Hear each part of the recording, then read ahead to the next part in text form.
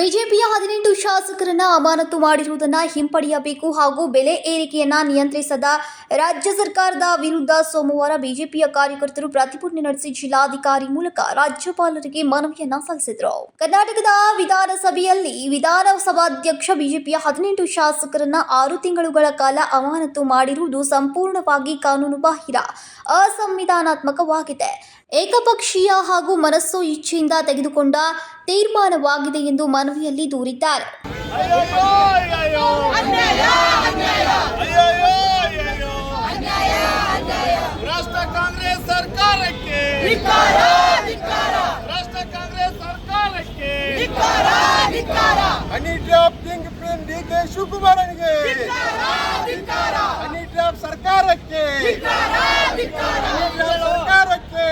ಕಾಂಗ್ರೆಸ್ ಮತ್ತೊಮ್ಮೆ ತುಷ್ಟೀಕರಣದ ತನ್ನ ಹಳೆ ಚಾಳಿಯನ್ನ ಮುಂದುವರೆಸಿದೆ. ಸರ್ಕಾರಿ ಕಾಮಗಾರಿಗಳಲ್ಲಿ 4% ಮೀಸಲಾತಿ ಮುಸ್ಲಿಮರಿಗೆ ನೀಡುವುದು, ಹೊರದೇಶಕ್ಕೆ ವಿದ್ಯಾಭ್ಯಾಸಕ್ಕೆ ಹೋಗುವ ಮುಸ್ಲಿಂ ವಿದ್ಯಾರ್ಥಿಗಳಿಗೆ ನೀಡುವ ಸಹಾಯಧನವನ್ನ 20 ಲಕ್ಷ ರೂಪಾಯಿಗಳಿಂದ 30 ಲಕ್ಷ ರೂಪಾಯಿಗಳಿಗೆ ಹೆಚ್ಚಳ ಮಾಡಿರುವುದು, ಶಾದಿ ಭಾಗ್ಯಕ್ಕೆ ಹಣ ನೀಡುವ ನಿರ್ಧಾರ ತೆಗೆದುಕೊಂಡಿರುವುದು ಮತ್ತು ಮುಸ್ಲಿಂ ಹೆಣ್ಣು ಮಕ್ಕಳಿಗೆ ಮಾತ್ರ ಆತ್ಮರಕ್ಷಣೆಗಾಗಿ ವಿಶೇಷ ಅನುದಾನವನ್ನ ನೀಡಿರುವುದು ಕಾಂಗ್ರೆಸ್ನ ತುಷ್ಟೀಕರಣದ ರಾಜಕಾರಣದ ಮುಂದುವರಿದ ಭಾಗವಾಗಿದೆ ಎಂದು ಆರೋಪಿಸಿದ್ದಾರೆ.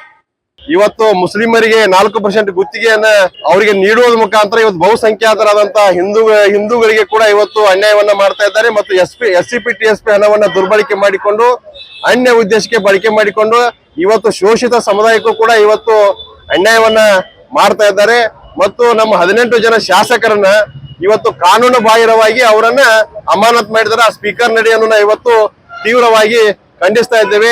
ಇವತ್ತು ರಾಜ್ಯದಲ್ಲಿ ಬೆಲೆ ಏರಿಕೆ, ನಿರಂತರ ಬೆಲೆ ಏರಿಕೆ ಕೂಡ ಆಗ್ತಾ ಇವೆ. ಬಾಬಾ ಸಾಹೇಬ್ ಡಾಕ್ಟರ್ BR ಅಂಬೇಡ್ಕರ್ ಅವರು ರಚಿಸಿದ ಸಂವಿಧಾನದಲ್ಲಿ ಧರ್ಮ ಆಧಾರಿತ ಮೀಸಲಾತಿ ಕೊಡಲು ಅವಕಾಶ ಇಲ್ಲ. ಇದಕ್ಕೆ ಸಂಬಂಧಪಟ್ಟಂತೆ ಸುಪ್ರೀಂ ಕೋರ್ಟ್ ಸೇರಿ ವಿವಿಧ ಕೋರ್ಟ್ಗಳಿಗೂ ತೀರ್ಪನ್ನು ಕೊಟ್ಟಿದೆ. ಆದರೂ ಈ ರೀತಿಯ ನಿರ್ಧಾರಗಳನ್ನು ತೆಗೆದುಕೊಂಡಿರೋದು ಕಾಂಗ್ರೆಸ್ ನಡೆ.